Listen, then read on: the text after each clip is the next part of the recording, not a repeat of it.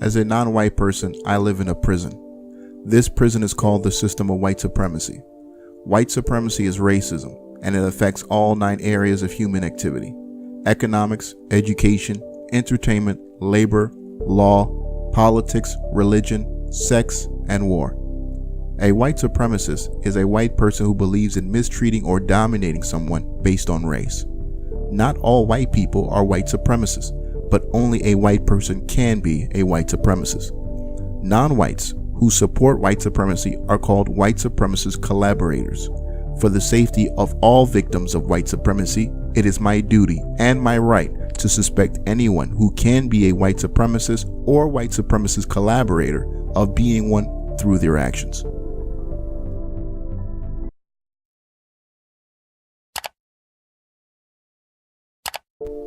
Welcome back, ladies and gentlemen, to another episode of Exposing Racism in America. I am your host, and ladies and gentlemen, I want to give a quick shout out to Tariq Nasheed, now on episode 5 of the Hidden Colors series. What that series has done for me and thousands, millions of people around the world is absolutely incredible. Shout out to Tariq Nasheed. We are really looking forward to that.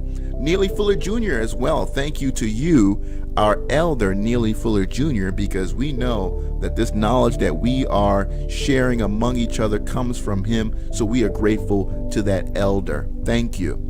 Ladies and gentlemen, I want to hop right into it. I'm talking about this gentleman on the screen right now, whose name that unfortunately I cannot get because he hides his name, ladies and gentlemen, because he understands that the rhetoric that he's spreading is in fact racist, white supremacist rhetoric.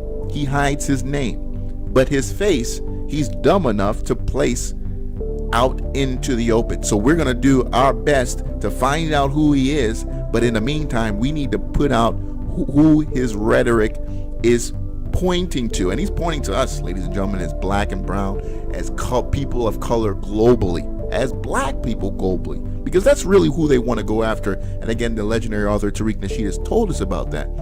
They want to come after us. So I, came across his content, this gentleman on the screen, this white supremacist collaborator. Again, he is a non-white. So he is a white supremacist collaborator if he does indeed, which I believe he does, embrace white supremacist rhetoric. I came across his content and it just shocked me. It just blew me away. And I've got to share it with you. So let me put it in context for you. He's talking about basically the idea that Asian people are next, and that, their power lies in the upliftment of the white supremacists, which is absolutely false. I believe all people in this world can live equally, and I don't believe that anyone should oppress anyone else in order for us to have a just and fair world. So that is my belief, but let's listen into what he believes, which I believe, again, is white supremacist rhetoric and makes him a suspected white supremacist collaborator. Let us begin. After the progressives cut the white men down to their knees, they're going to look at other successful groups who don't kowtow or pay lip service to their ideological doctrine. And guess who they're going to find? They're going to see all the greedy capitalist Chinamen with all their patriarchal math skills and command us to bend the fucking knee. So he believes that, again, his livelihood, his ability to live is endowed in the white supremacist ability to continue to dominate and oppress others because of the color of their skin. Ladies and gentlemen, again, Tariq Nasheed warned us about these people. They're incredibly dangerous people, and we need to be aware of them.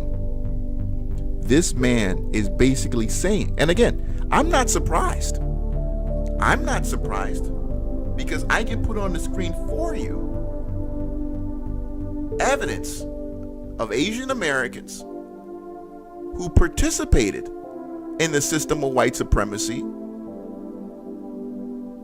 And you can see here, these are Koreans who are members of the Nazi Party. So I'm not saying anything new here.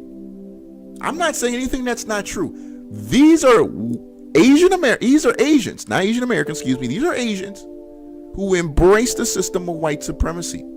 So much so that they were willing to get in uniform to show that support and fight during World War II. So as a white supremacist collaborator, Asian, he's got a long history behind him. He's not one or two. He comes from a long line of Asian white supremacist collaborators. Let's continue to move. Asians are going to be the next scapegoats of the entitled SJW class if progressives have their way. He's calling out to his people. He's calling out to his people. And again, this is not new. This is not new. If you remember a couple years ago, the Virginia Tech shooter,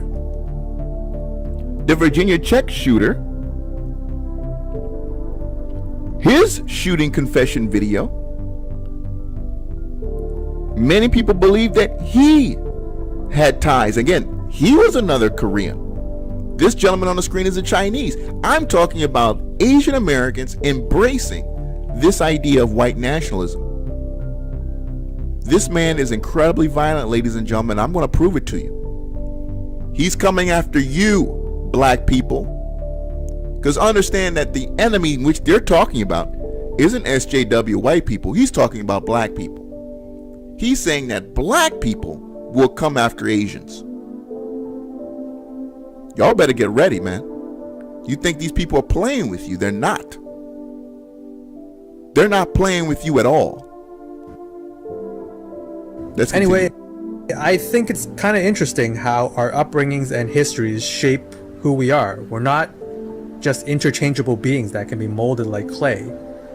A lot of that molding actually takes place during childhood. And once our personalities are set, our natural tendencies become pretty difficult to change. That's also why I'd say that our differences are a little more than skin deep. So now he's going into the race science thing. He's going into the, hey, you're black, so you're stupid kind of thing. You know, which again is a fundamental part of white supremacist rhetoric. Proving that because you're black, you must be unintelligent. That is the very backbone of the religion of white supremacy. That's the lead-in. That's the lead-in. All right? And these people, they're not following the word, you know. And I'm, you know, I don't want to lie into the Christian thing, because I want to get into that eventually as this series continues, because I got a lot of other exposing to do. We've got a lot of other suspected white supremacist collaborators that we've got to make known out here. So please subscribe to my page if you want to learn more about these people. They've got to be exposed, and I'm going to be the one doing that.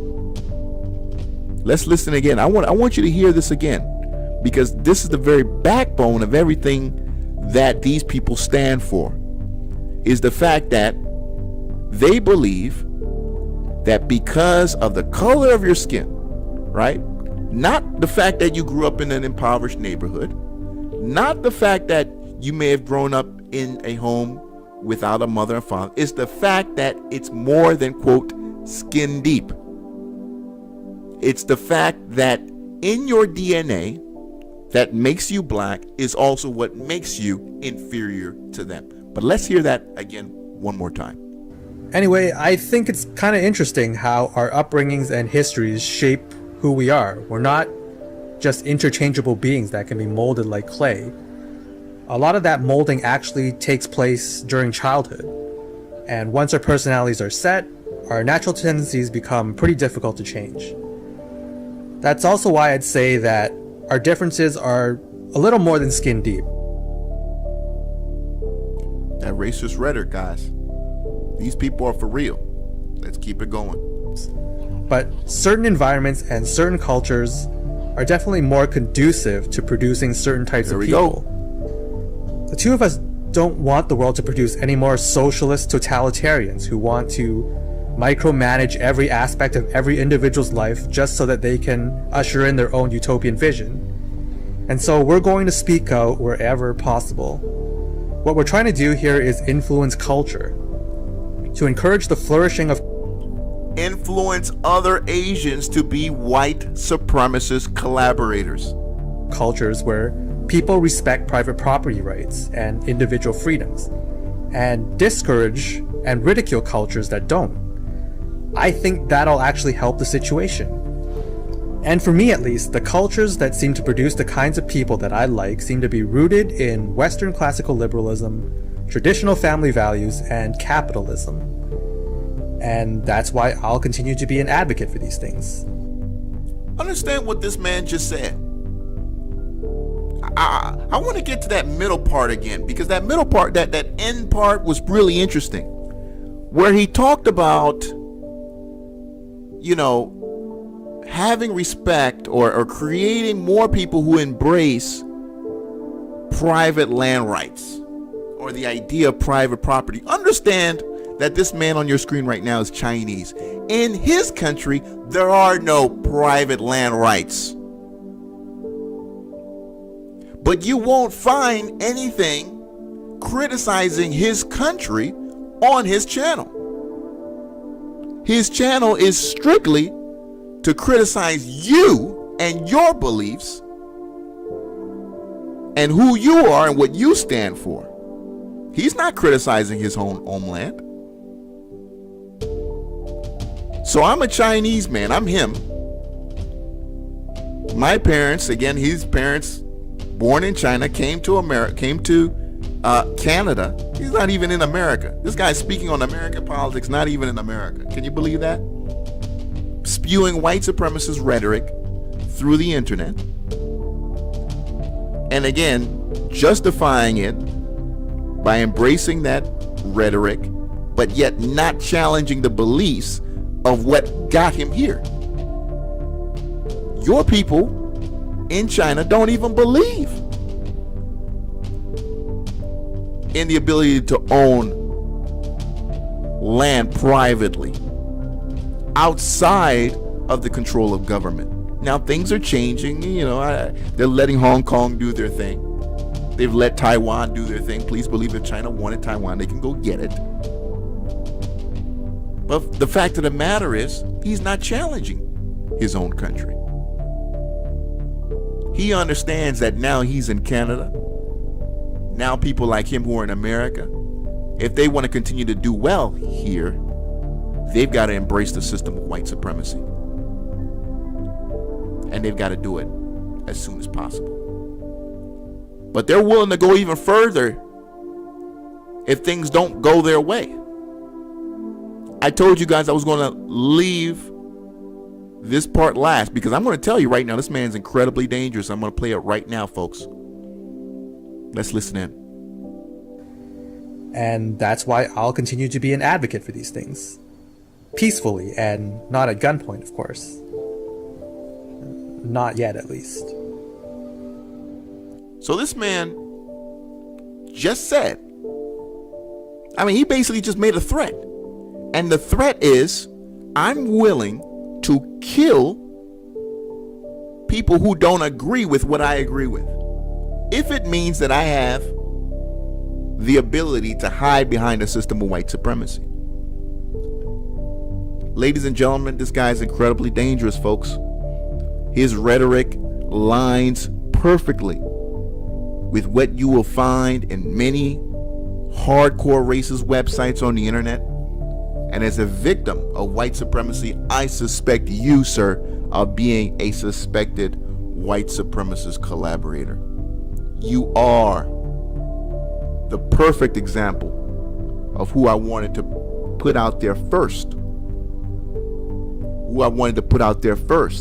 Of these Asians who embrace suspected white supremacist rhetoric. White supremacist rhetoric, clear.